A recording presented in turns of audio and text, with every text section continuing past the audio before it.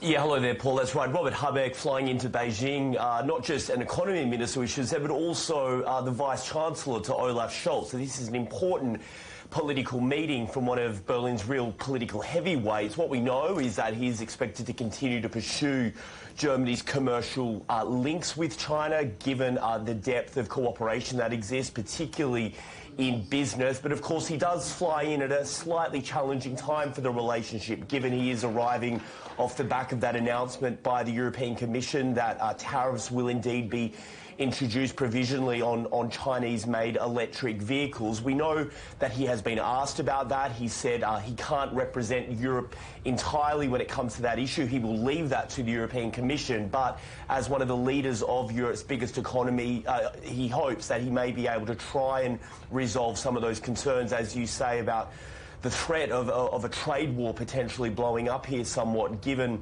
how far apart the two sides are. We do also expect there to be some discussion around Germany's China strategy. Now, we know Berlin at times has faced accusations within Europe that it sometimes operates a bit too bilaterally when it comes to its relationship with Beijing for its own commercial interests. I think Robert Habeck has heard some of that criticism, which is why we're hearing that he's going to try and take a more Europe approach to the relationship. But of course, he does really fly in at an important time for the broader relationship between Germany and China, just given the amount of business-to-business links that continue to exist between the two countries. So a really important moment, Trent. Germany's trade with China, though, has fallen short of its trade with the United States in the first quarter. Does that mean that China's position as Germany's top trading partner is now being challenged?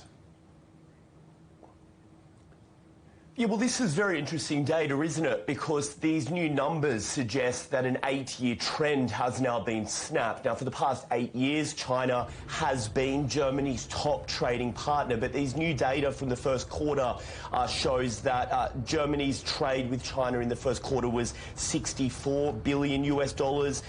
With the US, it was $67 billion. So a $3 billion difference there. The US leapfrogging China to once again take the #1 spot. If we look at German exports as well, a shift there. German exports to China fell 14%, while to the US they rose 4.1%. Now, what the German Chamber of Commerce is saying in all of this is that they certainly believe that German business remains committed to China. This may just be a temporary blip, but they say they are expecting that as consumer demand potentially picks up in China, that could see exports once again rise. They also speak about the fact that for a really long time, Germany has exported vehicles, machinery, pharmaceuticals to China, but that is shifting now because much of Chinese business is moving up the value chain ladder and is actually making a lot of those products themselves, and so they don't necessarily need as many German imports of some of that advanced machinery, for example. So look, a lot of shifts taking place